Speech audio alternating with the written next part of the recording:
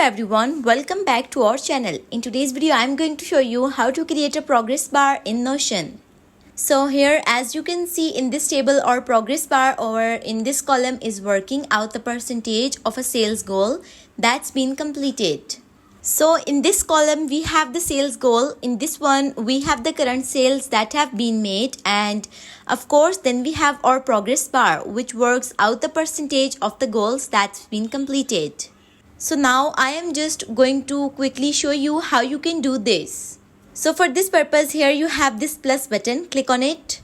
Then this will pop up. Here you have this bar, just write formula in this bar. Then press enter button from your keyboard. Then again go to that bar and write progress bar. Once you done this, then here in the type you have this formula option, click on it. Then this type of page will appear on your screen. Here on the left side of this page, you have the option of current sales. Click on it. Then add this slash at the front of current sales for dividing, and then click on sales goal. Then on this page at the top right, you have done button. Click on it. Once you click on this done button, then here you have the option of number format. Click on it. And here you have this percent option. Tap on it.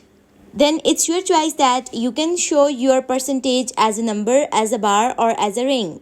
Then you have the option of color. You can change the color by your own. So this is the easiest and simplest way of creating a progress bar in Notion. So that's all for today's video. Thank you so much for watching.